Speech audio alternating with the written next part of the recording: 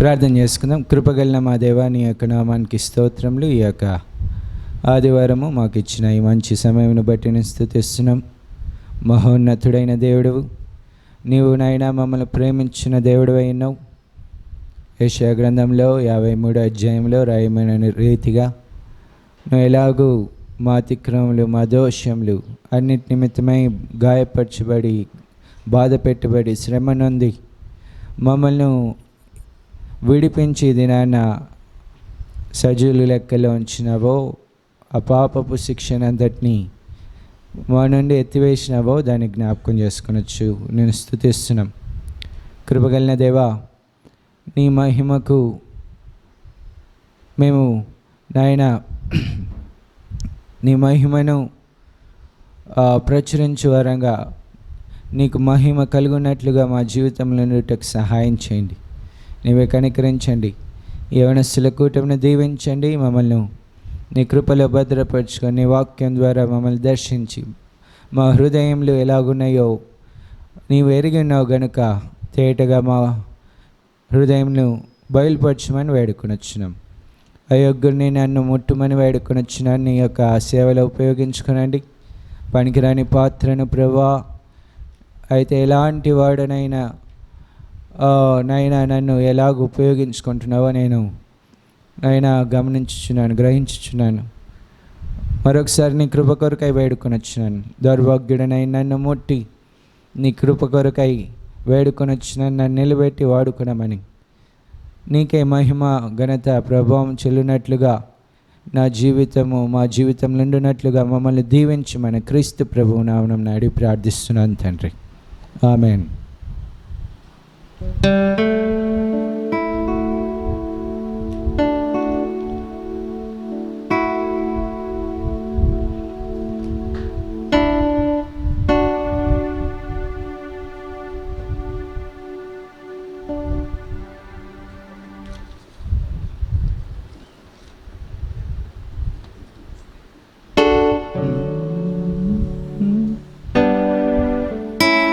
నేను పోలిన వారెవరు, మేలు చేయు దేవుడవు అనే పాట పాడుకుందాం.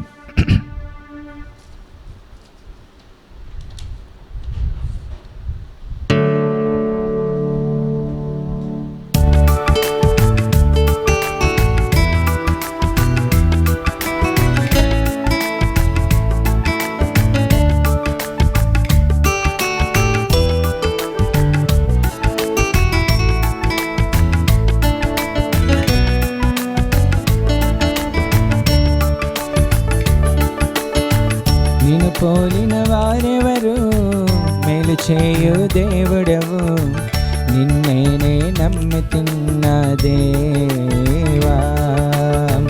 నిన్ను పోలిన వారెవరు, మేలు చేయు దేవుడవు నిన్నేనే నమ్ముతున్న దేవా. నిన్నే నా జీవితమునకు ఆధారము చేసుకుంటిని. నీవు లేని జీవితమంతా వ్యర్థముగా పోవునయ్యా.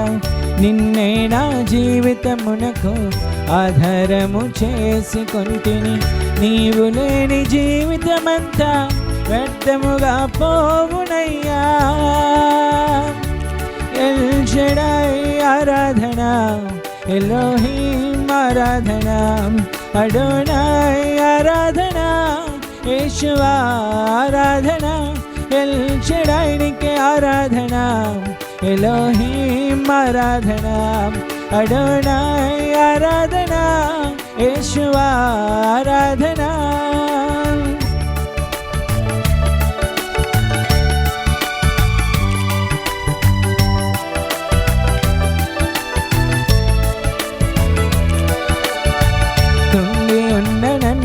చూచి కన్నీటిని తుడిచితివయ్యా. కంటి పాప వాలే కాచి కరుణతో నడిపితివయ్యా. కృంగి ఉన్న నన్ను చూచి కన్నీటిని తుడిచితివయ్యా. కంటి పాప వాలే కాచి కరుణతో నడిపితివయ్యా. ఎల్ షడాయ్ ఆరాధన, ఎలోహీం ఆరాధన, అడోనాయ్ ఆరాధన, యేషువా ఆరాధన, ఎల్ షడాయ్ నీకే ఆరాధన, ఎలోహీం ఆరాధన, అడోనాయ్ ఆరాధన, యేషువా ఆరాధన. మరణపు మార్గమందు నడచిన వేళయందు వైద్యునిగా వచ్చి నాకు మరో జన్మనిచ్చితివయ్యా. మరణపు మార్గమందు నడచిన వేళయందు వైద్యునిగా వచ్చి నాకు మరో జన్మనిచ్చితివయ్యా. ఎల్ షడాయ్ ఆరాధన, ఎలోహీం ఆరాధన, అడోనాయ్ ఆరాధన, యేషువా ఆరాధన, ఎల్ షడాయ్ నీకే ఆరాధన, ఎలోహీం ఆరాధన, అడోనాయ్ ఆరాధన, యేషువా ఆరాధన. నిన్ను పోలిన వారెవరు, మేలు చేయు దేవుడవు, నిన్నే నమ్మితిన్ నా దేవా. నిన్ను పోలిన వారెవరు, మేలు చేయు దేవుడవు, నిన్నే నమ్మితిన్ నా దేవా. నిన్నే నా జీవితమునకు ఆధారము చేసుకొంటిని, నీవు లేని జీవితమంతా వ్యర్థముగా పోవునయ్యా. నిన్నే నా జీవితమునకు ఆధారము చేసుకొంటిని, నీవు లేని జీవితమంతా వ్యర్థముగా పోవునయ్యా. ఎల్ షడాయ్ ఆరాధన, ఎలోహీం ఆరాధన, అడోనాయ్ ఆరాధన, యేషువా ఆరాధన, ఎల్ షడాయ్ నీకే ఆరాధన, ఎలోహీం ఆరాధన, అడోనాయ్ ఆరాధన, యేషువా ఆరాధన.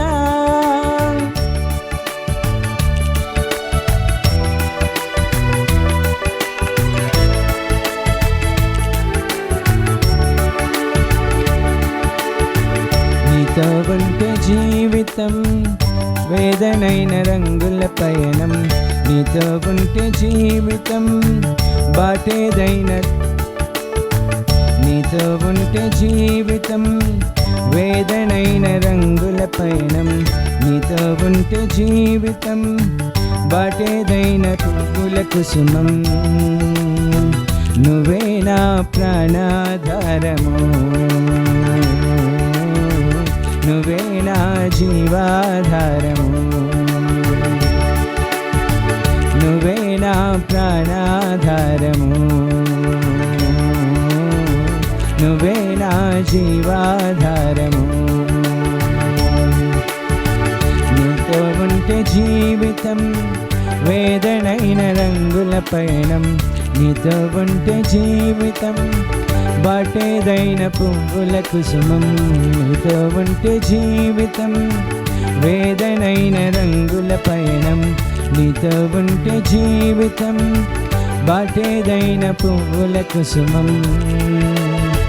నువ్వే నా ప్రాణాధారము, నువ్వే నా జీవాధారము, నువ్వే నా ప్రాణాధారము, నువ్వే నా జీవాధారము. నువ్వే లేకపోతే నేను జీవించలేను, నువ్వే లేకపోతే నేను బ్రతుకలేను, నువ్వే లేకపోతే నేను ఊహించలేను, నువ్వే లేకపోతే నేను లేను, నువ్వే లేకపోతే నేను జీవించలేను, నువ్వే లేకపోతే నేను బ్రతుకలేను, నువ్వే లేకపోతే నేను ఊహించలేను, నువ్వే లేకపోతే నేను లేను. నేను విడిచిన క్షణమే ఒక యుగమై గడిచిన జీవితము, చెదరిన నా బ్రతుకే నిన్ను వెదికే నీ తోడు కోసం. నిన్ను విడిచిన క్షణమే ఒక యుగమై గడిచిన జీవితము. చెదరిన నా బ్రతుకే నిన్ను వెదికే నీ తోడు కోసం. నువ్వే నా ప్రాణాధారము, నువ్వే నా జీవాధారము, నువ్వే నా ప్రాణాధారము, నువ్వే నా జీవాధారము. నీతో నేను జీవిస్తానే కలకాలము, నిన్నే నేను ప్రేమిస్తానే చిరకాలము. లోకంలోనే నిన్నో వెదికా అంత శూన్యము, చివరికి నువ్వే నిలిచావే సదాకాలము. నీతో నేను జీవిస్తానే కలకాలము, నిన్నే నేను ప్రేమిస్తానే చిరకాలము. లోకంలోనే నిన్నో వెదికా అంత శూన్యము, చివరికి నువ్వే నిలిచావే సదాకాలము. నిన్ను విడువను దేవా నా ప్రభువా నా ప్రాణనాథ, నీ చేతితో మలచి నన్ను విరచి సరిచేయునాదా. నిన్ను విడువను దేవా నా ప్రభువా నా ప్రాణనాథ, నీ చేతితో మలచి నన్ను విరచి సరిచేయునాదా. నువ్వే నా ప్రాణాధారము, నువ్వే నా జీవాధారము, నువ్వే నా ప్రాణాధారము, నువ్వే నా జీవాధారము. నీతో ఉంటే జీవితం వేదనైన రంగుల పయనం, నీతో ఉంటే జీవితం బాటేదైన పువ్వుల కుసుమం. నీతో ఉంటే జీవితం వేదనైన రంగుల పయనం, నీతో ఉంటే జీవితం బాటేదైన పువ్వుల కుసుమం.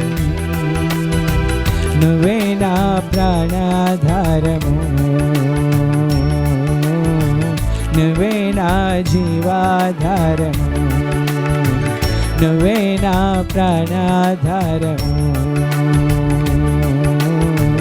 నువ్వే నా జీవాధారము.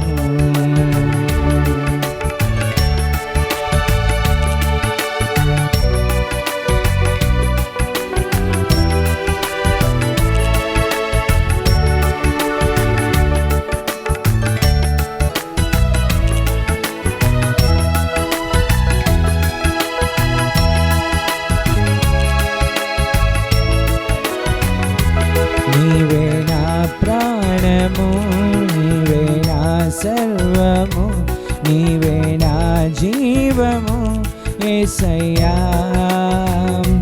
నీవే నా ప్రాణము, నీవే నా సర్వము, నీవే నా జీవము యేసయ్యా.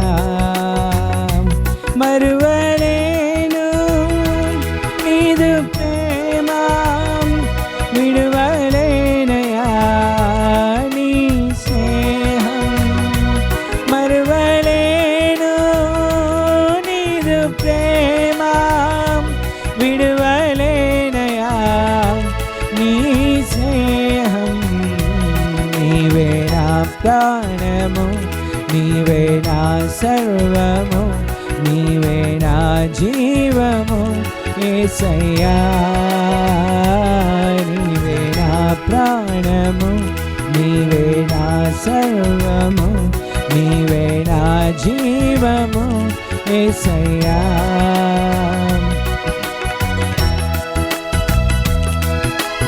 మార్గం నీవే, సత్యం జీవం నీవే, జీవించుటకు ఆధారం నీవే. హృదయం అంతా మార్గం నీవే, సత్యం జీవం నీవే, జీవించుటకు ఆధారం నీవే. అపాయము రాకుండా కాపాడు వాడవు, నిన్ను నేను ఆరాధించును. అపాయము రాకుండా కాపాడు వాడవు, నిన్ను నేను ఆరాధించును. నీవే నా ప్రాణము, నీవే నా సర్వము, నీవే నా జీవము యేసయ్యా. మరువలేను నీదు ప్రేమ, విడువలేనయా నీ స్నేహం. మరువలేను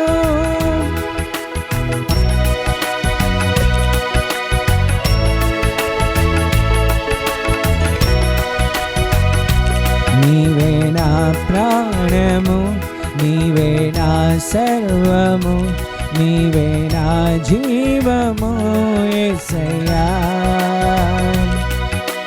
తోడు నీవే, నా నీడా నీవే, నిత్యం నా తోడుండే చెలిమి నీవే. తోడు నీవే, నా నీడా నీవే, నిత్యం నా తోడుగుండే చెలిమి నీవే. బ్రతుకంతా నీ కొరకై జీవింతును, నిన్ను నేను ఆరాధింతును. బ్రతుకంతా నీ కొరకై జీవింతును, నిన్ను నేను ఆరాధింతును. నీవే నా ప్రాణము, నీవే నా సర్వము, నీవే నా జీవము యేసయ్యా. మరువలేను నీదు ప్రేమ, విడువలేనయా నీ స్నేహం. మరువలేను విడువలేనయా నీ స్నేహం. నీవే నా ప్రాణము, నీవే నా సర్వము, నీవే నా జీవము యేసయ్యా. నీవే నా ప్రాణము, నీవే నా సర్వము, నీవే నా జీవము యేసయ్యా.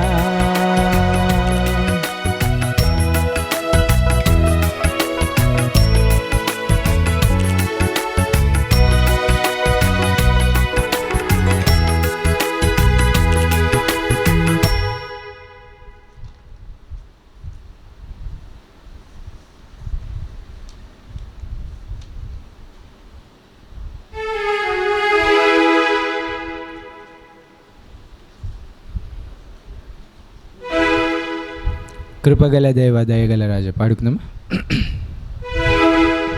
వస్తుంది కదా అందరికీ?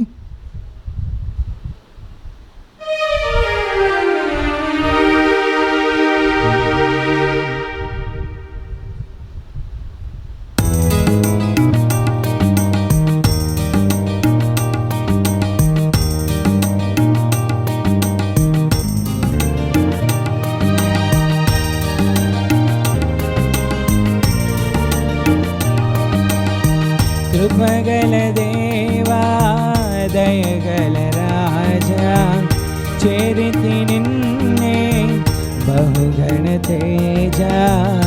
నీ చరణములే నే కోరితిని, నీ వరములనే నే వేడితిని.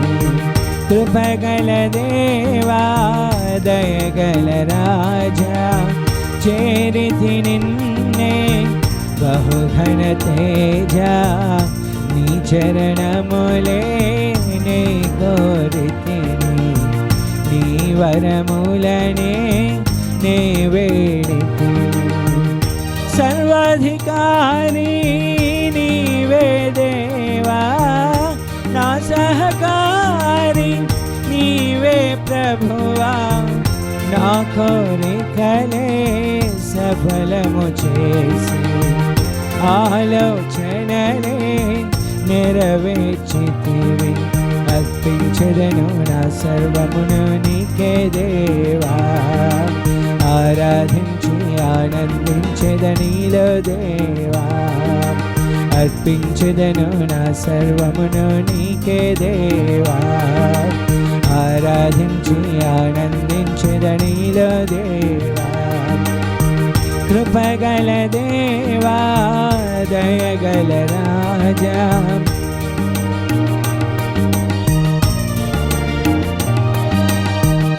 నీ చరణములే నే కోరితిని, నీ వరములనే నే వేడితిని. త్రోవను చూపే దారవు నీవే, గమ్యము చేర్చే సారథి నీవే. జీవనయాత్ర శుభప్రదమాయే, నా ప్రతి ప్రార్థన పరిమళమాయే. నీ ఉదయ కాంతిలో నన్ను నడుపుము, నా హృదయని నీ శాంతితో నింపుము. నీ ఉదయ కాంతిలో నన్ను నడుపుము, నీ హృదయలో నీ శాంతితో నింపుము. కృపగల దేవా, దయగల రాజా, చేరితి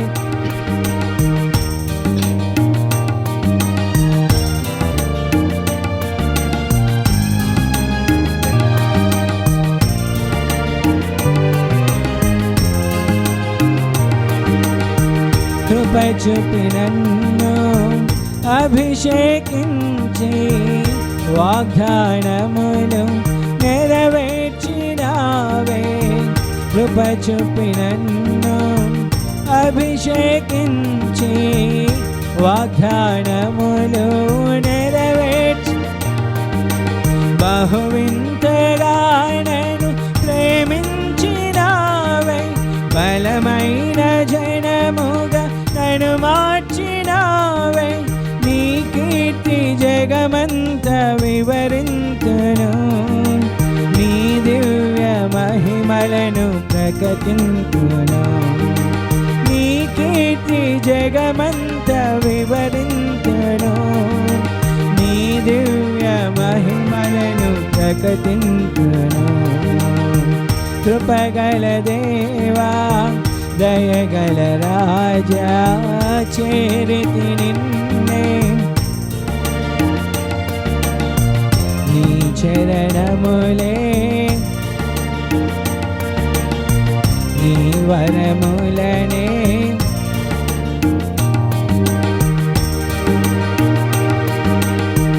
నా యేసు రాజా, వరుడైన దేవా, మేఘాల మీద దిగి వచ్చు వేళ. నా యేసు రాజా, వరుడైన దేవా, మేఘాల మీద దిగి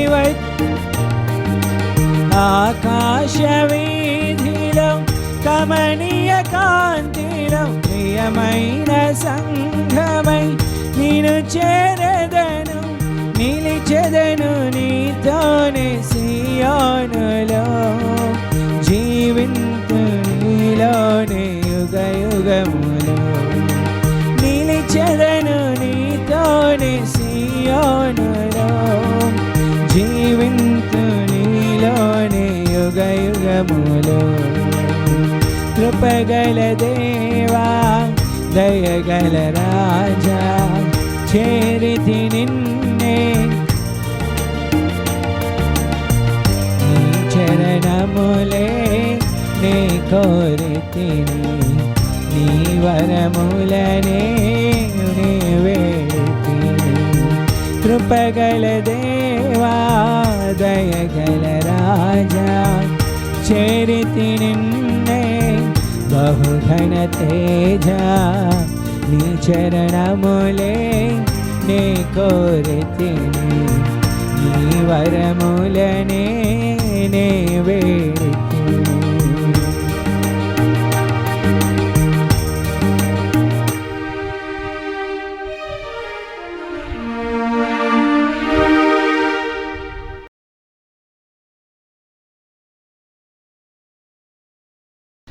ప్రార్థన చేసుకుందాం. కృపగల మా దేవా, నీ యొక్క నామానికి స్తోత్రం.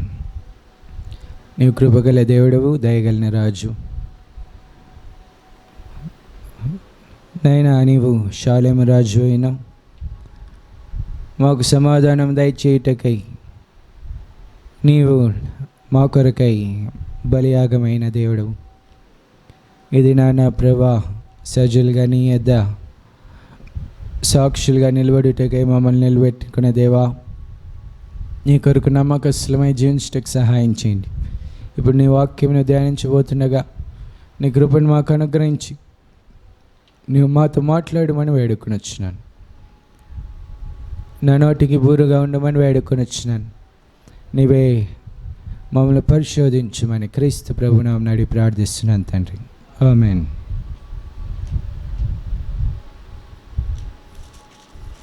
యాకోబు రాసిన పత్రిక 1వ అధ్యాయము 19వ వచనం నుంచి చదువుకుందాం. 23 వరకు చదవండి.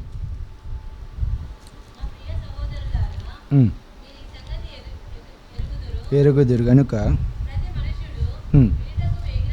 వినుటకు వేగిరపడువాడును, నిదానించువాడును,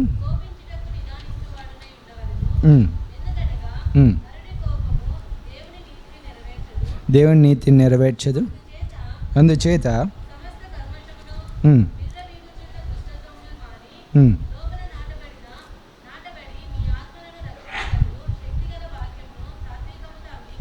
అంగీకరించుడి.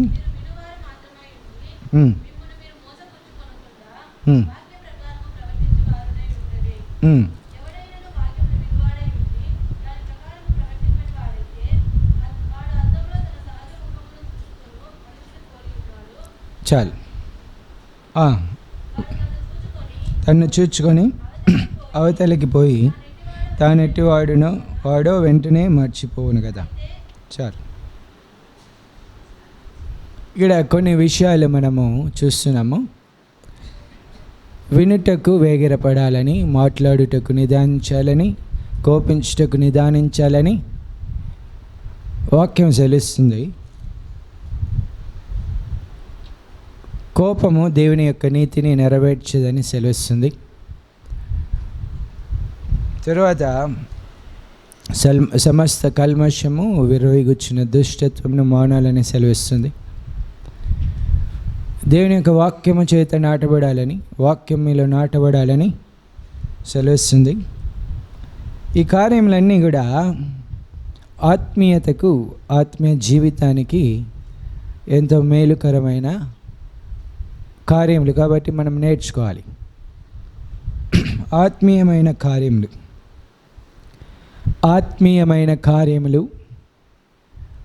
ఆత్మగలవాడు ఆత్మీయమైన కార్యములను గ్రహించగలడు. వాక్యం సెలుస్తుంది. ఆత్మగలవాడు. యవనస్తులైన మనము దేవుని ఆత్మ కలిగిన వారమై ఉన్నప్పుడు దేవుని కార్యములు గ్రహించగలం. దేవుని ఆత్మను పోగొట్టుకున్న కొంతమంది మనుషులు ఉన్నారు బైబిల్ గ్రంథంలో. వారు దేవుని ఆత్మను కోల్పోయిన వారు. దేవుని ఆత్మను కోల్పోయిన వారు. దేవుని ఆత్మ మనల్ని సర్వసత్యంలో నడిపిస్తుంది. అంతేకాదు దేవుని వాక్యం సెలుస్తుంది. యెషయా గ్రంథము 11వ అధ్యాయము 1వ వచనం ఒకసారి చదవండి. Isaiah 11th chapter 1st verse నుంచి చదవండి.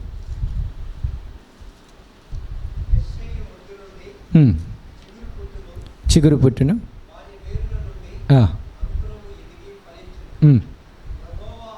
యెహోవా ఆత్మ జ్ఞాన వివేకములకు ఆధారమగు ఆత్మ, ఆలోచన బలములకు ఆధారమగు ఆత్మ, ఆ తెలివిని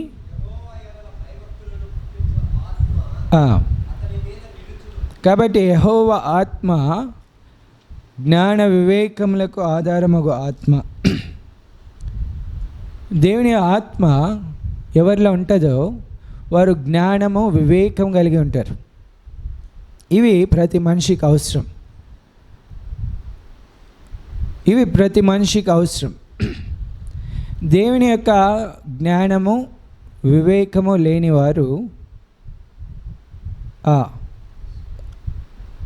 బుద్ధిహీనులుగా ఉంటారు. జ్ఞానము వివేకము లేనివారు బుద్ధిహీనులుగా ఉంటారు. వారికి ఎట్లు నడవాలో తెలియదు, ఎలాంటి జీవితం జీవించాలో తెలియదు. యవనస్తులకు ఎన్ని మార్గములు, దేవుని చూపించే మార్గములు తెలుస్తున్నాయా? దేవుడు మార్గం చూపిస్తున్నాడా? త్రోవలు చూపిస్తున్నాడా? సామెతల గ్రంథము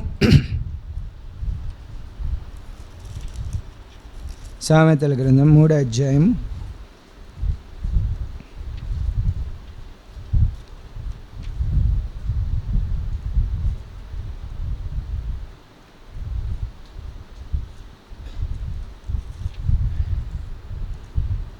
4వ అధ్యాయం 23వ వచనం నుంచి చదవండి. నీ హృదయంలో నుండి బయలుదేరును కాబట్టి అన్నిటికంటే ముఖ్యంగా నీ హృదయంను భద్రముగా కాపాడుకొనుము. మూర్ఖపు మాటలు, యవనస్తులు గమనించవలసినదా విషయం ఏంటంటే, మూర్ఖపు మాటలు నోటికి రానిస్తుంటారు. మూర్ఖపు మాటలు అంటే నీకేం తెలీదు, ఊరుకో, నాకంత తెలుసు, అవి నోటికి ఎవరికి వస్తాయో వారు పడినారని అర్థం, పడిపోయినారని అర్థం.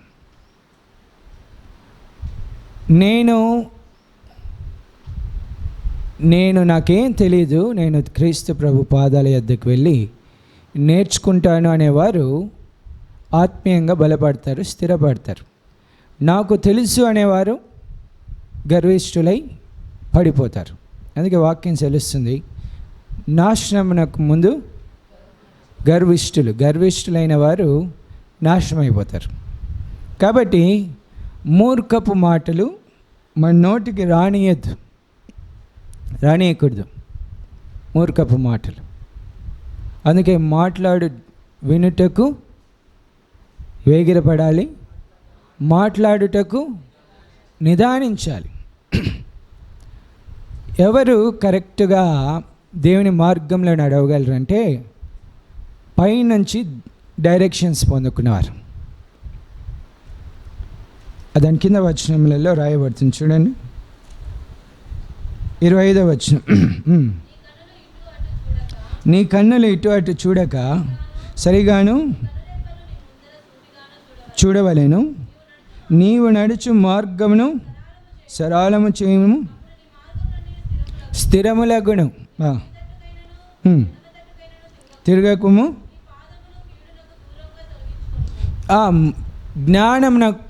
జ్ఞానము వివేకము కలిగిన వారు అలాగూ సరైన మార్గంలో నడవగలరు. అది పైనుంచి వచ్చే జ్ఞానం.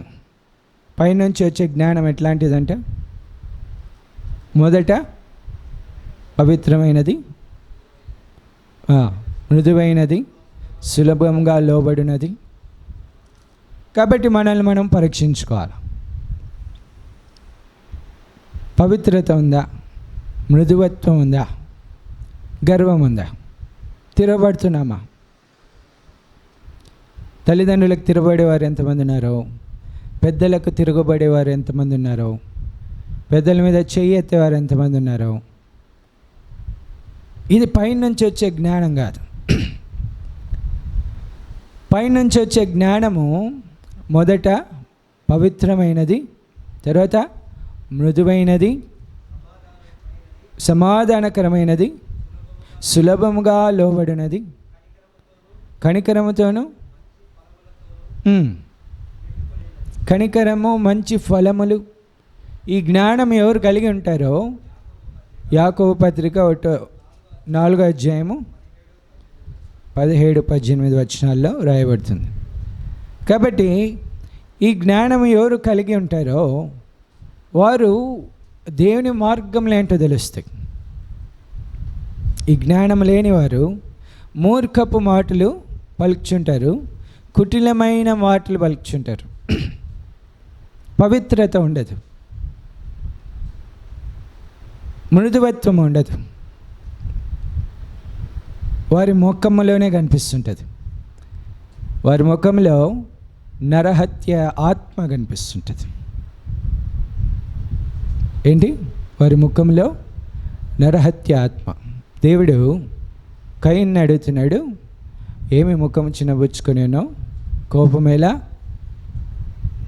అతని ముఖము చెప్పేసింది, నరహత్య ఉన్నదనే విషయము చెప్పివేసింది. కాబట్టి సులభంగా లోబడేది కాదు. దురాత్మ సంబంధులు పాపమునకు అప్పగించుకునేవారు దేవుని సంబంధులు కారు. ఎంతమందికి అర్థమవుతుందో? కాబట్టి మనము ఎలాంటి వారంగా ఉన్నామో మనం చూసుకోవాలి. మన మాటలు ఎలాగున్నాయి, మన ప్రవర్తన ఎలాగుంది. సాధ్యమైనంత వరకు మనం ఏం చేయాలంట? సమాధానంగా ఉండాలి. సాధ్యమైనంత వరకు అందరితో సమాధానంగా ఉండాలి. మన నోటిని అదుపు పెట్టుకోవాలి. యాకోబు పత్రికలో ఉంది, నాలుకను అదుపు పెట్టుకోవాలని. కాబట్టి మన నోటిని అదుపు పెట్టుకోవాలి, మాట్లాడుటకు నిదానించాలి. కాబట్టి అలాంటి వారు పైనుంచి వచ్చే జ్ఞానము చేత నింపబడుతుంటారు. అందుకే దైవజనులు మీరు చూసినప్పుడు చాలా తక్కువ మాట్లాడతారు. వాళ్ళు ఎక్కడ మాట్లాడతారు చెప్పండి? వాళ్ళు ఎక్కడ మాట్లాడతారు చెప్పండి? స్టేజ్ మీదకి వచ్చిన తర్వాత, పరిశుద్ధ స్థలంలోనికి వచ్చిన తర్వాత దేవుడు వారి నోటిని ఆయన మాటతో నింపినప్పుడు వారు నోరు తెరుస్తారు. అంతవరకు వారు నోరు తెరచడం చాలా తక్కువ. ఎక్కువ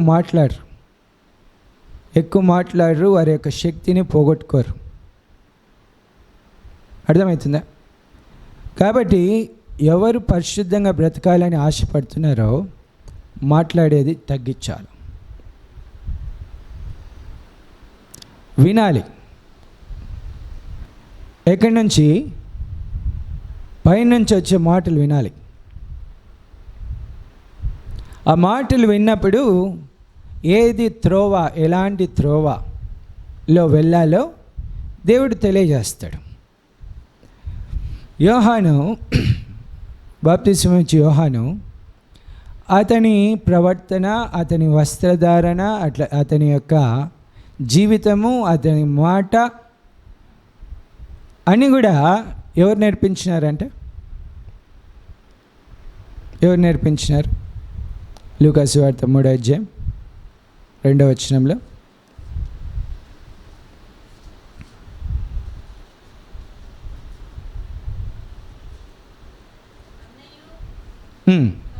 కయపయు ప్రధాన యాజకులుగా ఉన్న కాలమున అరణ్యంలో ఉన్న జకరియా కుమారుడగు యోహాను నొద్దకు దేవుని వాక్యము వెళ్ళినది.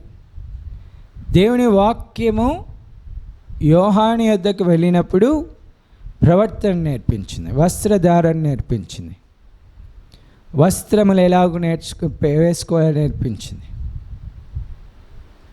ఏమి తినాలో నేర్పించింది, ఎట్లా ప్రవర్తించాలో నేర్పించింది, ఏమి బోధించాలో నేర్పించింది. యేసు ప్రభు తర్వాత ఏమంటున్నాడంటే అతన్ని చూచి అతని విషయమై చాలు అతని విషయమై సాక్ష్యం చెప్తున్నాడు. 5వ అధ్యాయము 35వ వచనంలో యోహాను సువార్తలో, నువ్వు మండుచు ప్రకాశించుచున్న దీపమై ఉన్నావు, నీ యొక్క వెలుగులో కొంతకాలము వీరు నడుచుకున్నారు. అంత అగ్ని వలె మండుచున్న వ్యక్తిగా అతను జీవించినాడు. ఎవరికి భయపడలేదు, హేరోదుకు భయపడలేదు. కాబట్టి ఎలాగ జీవించాలనేది దేవుడు నేర్పిస్తాడు. ఇక్కడ యాకోబు రాసిన పత్రికలో మనం అదే నేర్చుకుంటున్నాం. ఏం నేర్చుకుంటున్నాం?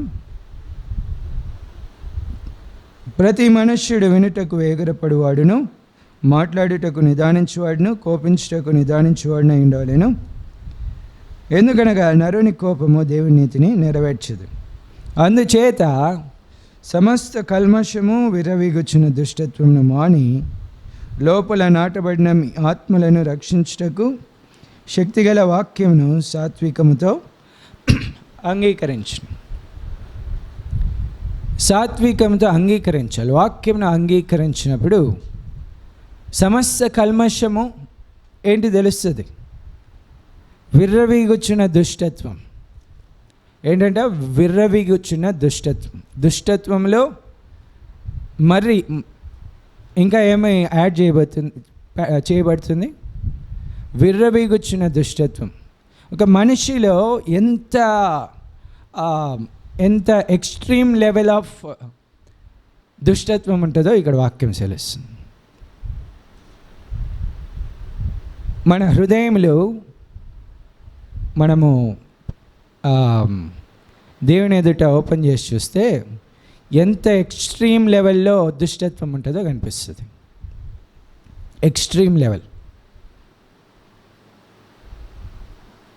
అది మానాలంటున్నాడు. అది మానాలి. కాబట్టి మనము వినే వాక్యము కొట్టుకొని పోకూడదు, మర్చిపోకూడదు. మనము దేవుని సన్నిధికి వస్తున్నాం, వాక్యం వింటున్నాం, నిలబడుతుందా, కొట్టుకొని పోతుందా? హెబ్రీయులకు రాసిన పత్రికలో పౌలు గారు అంటున్నారు, 2వ అధ్యాయము 1వ వచనం చదవండి. కావున వినిన సంగతులను విడిచిపెట్టి కొట్టుకొని పోకుండానట్లు జాగ్రత్త కలిగి ఉండవలేనంట. వాక్యం విన్న తర్వాత అజాగ్రత్త మనకు ఎక్కువ. అజాగ్రత్త యవనస్తులలో అజాగ్రత్త ఎక్కువ కనిపిస్తుంటుంది. ఏదైనా వస్తువు గురించి జాగ్రత్త అంటే రోడ్లో వెళ్ళేటప్పుడు జాగ్రత్త వెళ్ళమంటే వినరు. జాగ్రత్త అనే మాటకు యవనస్తులలో తావుండదు. అజాగ్రత్త. కాబట్టి ఏమవుతుంటుందంటే దేవుని వాక్యం ఎంత విన్నా కొట్టుకొని పోతుంది. ఎక్కడి నుంచి వచ్చింది వాక్యం? ఎలాంటి పరిశుద్ధమైన వాక్యం? అయితే యోహానుకి వాక్యం వచ్చినప్పుడు అది కొట్టుకొని పోలా. ఇప్పుడు మనలో ఎంతమందిలో వాక్యం నిలబడి ఉంది? పోయిన వారము ఏం చెప్పినారు కూటంలో అంటే ఎవరు నోరిప్పల. అటుపోయిన వారం ఏం చెప్పినారు చెప్పండి?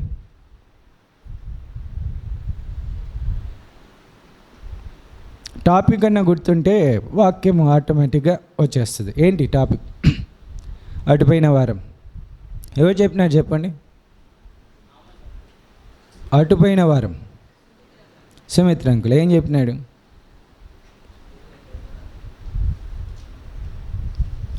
ఎక్కడ 2-3 నా నామంన కూడి ఇందులో అక్కడ నేనుంటాను. కాబట్టి వాక్యం నిలిచి ఉండాలి, కొట్టుకొని పోకూడదు. అదే మనము చూస్తాము. చూడండి, యోహాను రాసిన మొదటి పత్రిక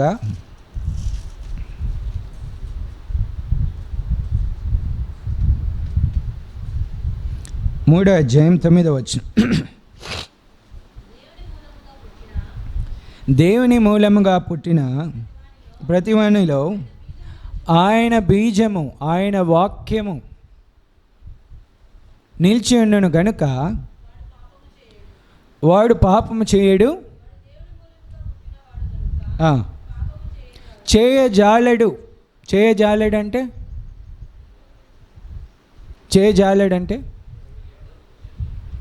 ఛాన్సే లేదు, పాపం చేసే ఛాన్సే లేదని వాక్యం సెలవిస్తుంది.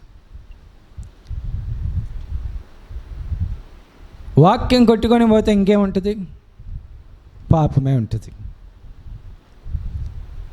కాబట్టి వినుటకు వేగిరపడాలి, మాట్లాడుటకు నిదానించాలి, వినిన వాక్యము స్థిరపరచబడాలి అనే కార్యములు యాకోబు పత్రికలో రాయబడుచున్నాయి. ఆ వాక్యము చేత మనల్ని మనం పరిశుద్ధపరచుకుంటాం. వాక్యము చాలామందికి తెలుసు. యవనస్తులు దేని చేత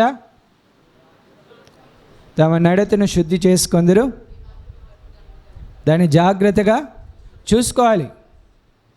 వాక్యం లోపల ఉంటే దాన్ని జాగ్రత్త చూసుకోవాలి. జాగ్రత్త చూసుకోవాలంటే బయటికి పోకుండా, కొట్టుకొని పోకుండా, అదొకటి.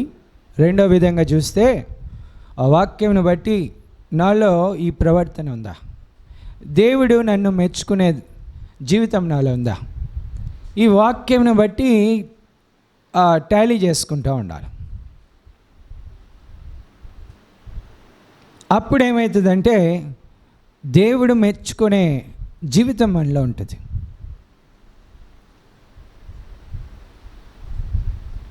యవనస్తులకు ఎక్కడ చూసినా మనుషులు మెచ్చుకునేది కూడా కరువు అయిపోతుంది. ఇప్పుడు మనుషులు కూడా మెచ్చుకోరు. కారణం ఏంటి అంటే పాపం నివసించుట చేత మనుషుల యొక్క దయ కూడా పోతుంటుంది. పాపం నేను ఎంత దాచుకుంటే మనుష్యుల దయ పోతుంది. ఎస్తేరు విషయంలో ఆమె ఏమని ప్రార్థన చేస్తుందంటే, నా ఎడల దయ కలగాలి, నేను రాజు యొద్దకు వెళ్ళినప్పుడు నా ఎడల దయ కలగాలి, అతనికి దయ కలగాలి. నేను ఈ మాటను పట్టుకొని నేను బీటెక్ చదివే సమయంలో అంతట్లో ఈ మాటను పట్టుకొని ప్రార్థన చేసేవాడిని. నా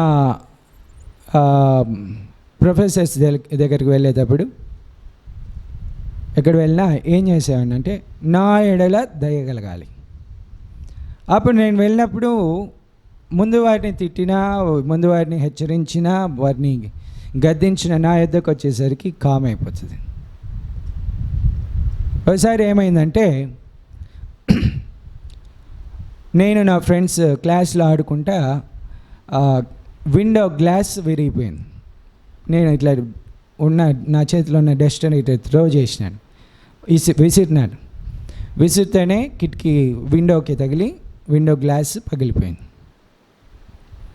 ఇప్పుడు అదే టైంలో ప్రిన్సిపల్తో పాటు హెచ్ఓడి రౌండ్స్కి వస్తున్నాడు, వైస్ ప్రిన్సిపల్, వీళ్ళంతా రౌండ్స్కి వస్తున్నప్పుడు క్లాస్కి వచ్చి విరిగినది చూసి ఫ్రెష్గా అయింది. ఎవరు చేసిందంటే మా ఫ్రెండ్స్ అంతా వాళ్ళు వచ్చే ముందు చెప్పుకున్నారు, మనం ఎవరిని నోరెత్తకూడదు. ఏంటి? నోరెత్తకూడదు. సరే, అంతా క్లాస్ వాళ్ళు వచ్చినారు, ప్రిన్సిపల్ వచ్చినారు. వచ్చిన తర్వాత అడిగినారు, ఎవరు నోరెత్తల. క్లాస్ అయిపోయింది. టక్క కిందకి వెళ్ళి ప్రిన్సిపల్ రూమ్లోకి వెళ్ళి నేనే పగలగొట్టిందని చెప్పినాను. అంటేనే నీకు నీ ఫీజులో ఇది యాడ్ చేసి నువ్వు కట్టాల్సి వస్తుంది. హెచ్ఓడి ఉన్నాడు, వైస్ ప్రిన్సిపల్ ఉన్నారు. అయితే నేను ఒప్పుకోవాలి, నా తప్పును ఒప్పుకోవాలి. దేవుడు నాకు నేర్పించిన నీతి, భక్తి, వెళ్ళి ఒప్పేసుకున్నాను. సరే బయట అన్నారు. బయట వదిలిన తర్వాత 2-3 రోజుల తర్వాత ఆ విషయాన్ని మర్చిపోయినారు. తర్వాత 4 ఏళ్ళు నా బీటెక్ కోర్స్ కంప్లీట్ అయింది. ఇప్పుడు ప్రిన్సిపల్ అంటున్న మాట ఏంటి తెలుసా? ఇట్లాంటి స్టూడెంట్స్ ఈ కాలేజ్కి ఎంతో అవసరం, ఇలాంటి వారు ఎంతో అవసరం. కాబట్టి దాని తర్వాత కాలంలో ప్రిన్సిపల్ నన్ను ఎప్పుడు చూసినా నవ్వేవాడు. నేను విష్ చేస్తే తిరిగి విష్ చేసేవాడు. హెచ్ఓడి మారిపోయినాడు. బీటెక్ ఫైనల్ ఇయర్కి వచ్చేసరికి లీడర్షిప్ అంతా, క్లాస్ లీడర్షిప్ అంతా నాకు ఇచ్చిపెట్టినారు. కాబట్టి ఎందుకు చెప్తున్నానంటే, దేవుని దయ మన మీద ఉండాలి, మనుషుల దయ ఉండాలి. చాలామందికి ఇది కరువు అయిపోతుంది. మనుషులను పట్టించుకునేవారు లేకుండా అయిపోతున్నారు. యవనస్తులను పట్టించుకునేవారు లేకుండా అయిపోతున్నారు. అయితే దేవుడు నీలో ఉంటే రాజులు నీ వద్దకు వస్తారు. 49వ అధ్యాయం యెషయా గ్రంథము.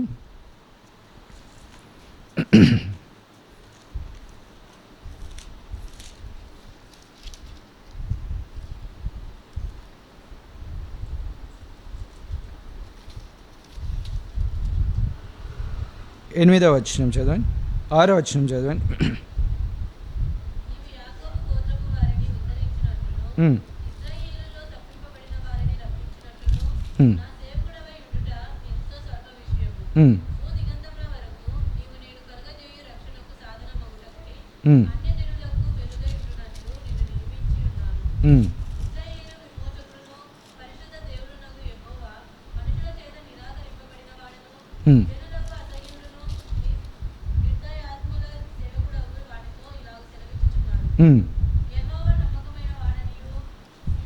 పరిశుద్ధ దేవుడు ఏర్పరచుకునేనని రాజులు గ్రహించి లేచెదరు, అధికారులు నీకు నమస్కారము చేసేదరు. దేవుని కలిగిన వారు ఇలాంటి వారు ఉంటారు. రాజులు గ్రహించి లేచెదరు, అధికారులు నీకు నమస్కారము చేసేదరు. యోసేపును రాజు పిలిపించుకున్నాడు. అతనికి ఎట్లాంటి అధికారం ఇచ్చినాడు? ఐగుప్తు దేశం అంతటి మీద అధికారులు ఆయన నమస్కారం చేసే మంచి. కాబట్టి దేవుని జ్ఞానంను మనం కలిగి ఉండాలి. మూర్ఖపు మాటలు వదిలిపెట్టాలి, కుటిలమైన మాటలు వదిలిపెట్టాలి. కుటిలమైన మాటలు అంటే, కుటిలత అంటే, కుటిలమైన మాటలు అంటే అంత మోసకరమైన మాటలు. కుటిలమైన ఇంగ్లీష్లో ఏమైనా రాయబడుతుంది చూడండి.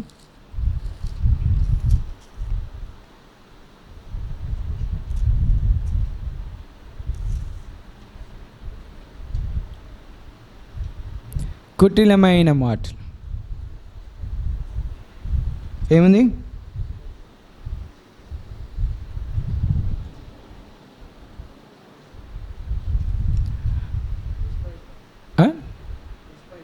డిస్పైజ్, మోసకరమైన మాటలు, కుటిలమైన మాటలు. కాబట్టి మనం మాట్లాడే మాటలు ఎలాగున్నాయి? యథార్థమైన మాటలుగా ఉండాలి. మన మాటలు యథార్థమైన మాటలు ఉండాలి. యవనస్తులుగా ఇవన్నీ మనకు హెచ్చరికలు. ఏమి నిలబడుతుంది? వాక్యం నిలబడుతుందా? జ్ఞానంను కలిగి నడుచుకొని వచ్చున్నామా? ఒకవేళ లేని పరిస్థితిలో మనం దేని చూపించుచున్నాం? ఎవరిని చూపిస్తున్నాం? క్రీస్తు ప్రభువుని చూపిస్తున్నామా? దుర్మార్గత కనిపిస్తుందా? దేవుని యొద్ద ఒక మాట ఇచ్చి దాని ప్రకారము నడుచుకునే వ్యక్తులుగా మనం ఉండాలి. మనము చాలాసార్లు దేవునికి మాట ఇస్తాము, మోసకరమైన మాటలు కూడా దేవుణ్ణే మోసపరిచే మాటలు. ప్రభువా, నేను ఇంకా నీ కొరకు జీవిస్తాను, పాపంనంతా తీసివేసుకుంటాను, ఇంకా దాని జోలికే పోను. అంత మోసం. కానీ దేవుని వాక్యం తెలుస్తుంది, ఆ కుటిలమైన మాటలు తీసేసుకో, తర్వాత సమస్త కల్మషం తీసేసుకో, విర్రవీగుచున్న దుష్టత్వం తీసేసుకో. అప్పుడు అలాంటి యవనస్తులు రాజుల ఎదుట నిలబడెదరు, అధికారులు నమస్కారం చేస్తారు. అలాంటి ప్రవర్తన మనం కలిగి ఉండాలి. కాబట్టి వాక్యం వింటున్నారు, ఎంతవరకు అది మీ హృదయంలో నిలిచిందో తెలియదు, ఎంతవరకు మీ మాటలను చాలా జాగ్రత్తగా కాపాడుకుంటున్నారో తెలియదు, ఎంతవరకు మూర్ఖపు మాటలు తగ్గించినారో తెలియదు, మోసపు మాటలు తగ్గించినారో తెలియదు. కొంతమంది ఫ్రెండ్స్ దగ్గర మోసపు మాటలే,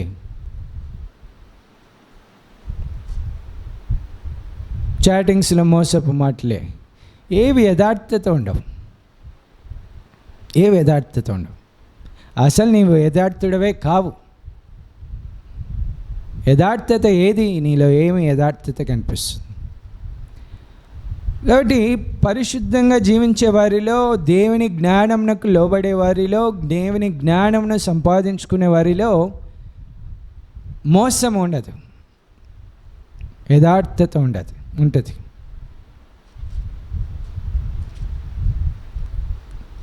మన జీవితాలు ఎలాగున్నాయి అనేది పరీక్షించుకోవాలి. విని కొట్టుకొని పోతున్నాయా, లేదా విని పక్కకు వెళ్ళిపోయి మన సహజ ముఖంను చూసి మర్చిపోయే వారంగా ఉన్నామా, మన జీవితాలను మర్చిపోయే వారంగా ఉన్నామా, లేదా దేవుని యొక్క జ్ఞానము మనను పవిత్రతలోనికి, మృదువత్వంలోనికి, సాఫ్ట్ నేచర్. నా బ్రతుకు చాలా గర్వముతో కూడిన బ్రతుకు, పాత బ్రతుకు. అలాంటి బ్రతుకును దేవుడు ముట్టిన తర్వాత మృదువత్వం దయచేసినాడు, క్షమించే స్వభావం దయచేసినాడు. కాబట్టి దేవునికి అప్పచెప్పుకున్నప్పుడు నీ జీవితాన్ని మారుస్తాడు. కాబట్టి ఏం కల్మషం ఉందో వాటిని తీసేసుకోవాలి. అట్లా కాకుండా నా జీవితం ఇట్నే ఉంటుంది అనుకుంటే నీ జీవితంలో నిన్ను పట్టించుకునేవారు ఉండరు,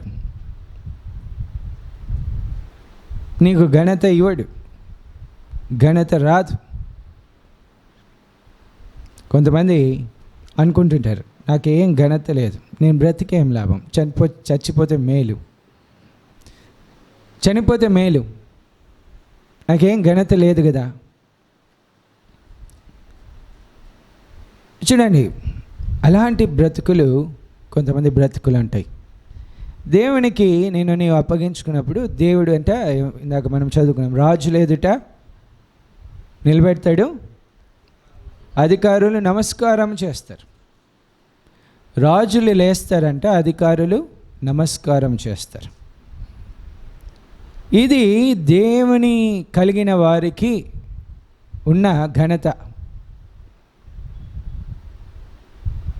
ఆ ఘనత నీకు కావాలో లేదో నీవు పరీక్షించుకోవాలి. లేదా దేనికి పనికిరాని వాడివిగా అట్నే ఒక మూలన పడిపోతావో, పాపమే నాకు ఇష్టము అని పాపంలో జీవిస్తూ జీవితం అంతా పాడైపోయి పనికిరాని జీవితం కలిగి ఉంటావో అది నీవు డిసైడ్ అవ్వాలి. ఒక సమయం వచ్చింది చిన్న కుమారునికి, ఈ గణహీనమైన బ్రతుకు, పందుల మధ్యలో బ్రతికే బ్రతుకు, ఈ బ్రతుకు నాకొద్దు అనుకున్నాడు. లేచినాడు. అప్పుడు అతనికి ఘనత వచ్చింది. ఉంగరం దగ్గర తొడిగించినాడు, పాదములకు చెప్పులు, ప్రశస్తమైన వస్త్రములు తొడిగించి రాజు కుమారునిగా నిలబెట్టినాడు. ఇప్పుడు అతనికి అక్కడున్న వారంతా నమస్కారం చేసే ఒక మంచి అధికారులతో సహా మేనేజర్స్, ఇంకా ఎవరెవరు ఉన్నారో ఆ ఆస్తిని మేనేజ్ చేసేవారు, ఆ బిజినెస్ మేనేజ్ చేసేవారు ఎవరెవరు ఉన్నారో వారంతా ఇప్పుడు అతని యొద్దకు వచ్చి నమస్కారం చేస్తున్నారు. కాబట్టి ఆ పాయింట్ ఒకటి రావాలి యవనస్తులలో, ఆ డెసిషన్ పాయింట్. నాకు ఈ బ్రతుకొద్దు. డిసైడ్ అవుతారా? ప్రార్థన చేసుకుందాం. డిసైడ్ అవుతారా? డిసైడ్ అయినవారు ప్రార్థన చేయండి. ప్రార్థన చేస్తుండగా మీరు కూడా ప్రార్థన చేయండి. ముగించుకుందాం. మన యొక్క జీవితాలు ఎలాగుండాలో అది దేవుడు మనకు చూపించుంటుండగా దేవుని జ్ఞానంను త్రోసివేసి అపవిత్రతకు అప్పజెప్పుకుంటూ దేవుని యొక్క వాక్యమును త్రోసివేస్తూ జీవించిన దినములన్నింటినీ వదిలేసి ఆయనను కలిగిన జీవితం మనము కలిగి ఉండుటకు, మనం ఎలాంటి వారంగా ఉండుటకు సిద్ధపడదాం. దేవుడు మనల్ని హెచ్చిస్తాడు, ఆశీర్వదిస్తాడు.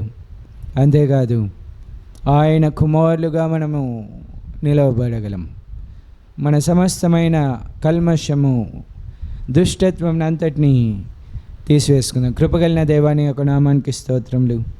దేవా, నీ వాక్యంను మా హృదయంలో పదిలపరచండి. దేవా, నీ వాక్యం మాకందరికీ నాయనా సరిపోయినదిగా ఉన్నదని నమ్ముచు నేను స్తుతిస్తున్నాం. దేవా, కనికరించుము. మా హృదయంలో అంతరంగమును పరిశోధించు దేవా. లోతుగా మమ్మల్ని కడిగి శుద్ధీకరించి నీ జ్ఞానంతో నింపి ఈ లోక సంబంధమైన జ్ఞానము, పాప సంబంధమైన జ్ఞానం నుంచి మమ్మల్ని బయటికి తీసుకున్నామని వేడుకొనిచున్నాం. దేవా, మాకు శక్తి చాలదు కానీ నీవు శక్తిమంతుడవైనావు, మమ్మల్ని విడిపించే దేవుడవైనావు. కట్ల నుంచి, బంధకముల నుంచి, పాపపు కట్లు, చీకటి కట్ల నుంచి విడిపించే దేవుడవైనావు. మమ్మల్ని విడిపించి నీవే మహిమ పొందమని, నీకు సాక్షులుగా మమ్మల్ని నిలబెట్టుకోవడమని, ఇక్కడున్న యవనస్తులు ఎవ్వరూ పాడైపోకుండా, నశించిపోకుండా, వింటున్నవారు ఎవరు నశించిపోకుండా నీవే నీ వాక్యమును నాలో మాలో స్థిరపరచమని, నన్ను కూడా నన్ను జ్ఞాపకం చేసుకొని నీ యొక్క పరిచర్యలో, నీ పనిలో నన్ను ఎక్కడో ఒక మూలనైనా వాడుకొని ఆత్మలకు ఆశీర్వాదకరంగా ఉన్నట్టుగా చేయమని క్రీస్తు ప్రభునామమున అడిగి ప్రార్థిస్తున్నాను తండ్రి, ఆమేన్. మన ప్రభు అయిన యేసుక్రీస్తు కృపయు, తండ్రి అయిన దేవుని యొక్క ప్రేమయు, పరిశుద్ధాత్మ యొక్క సహవాసం మనతో నిత్యం తోడైండి నడిపించునుగాక. ఆమేన్.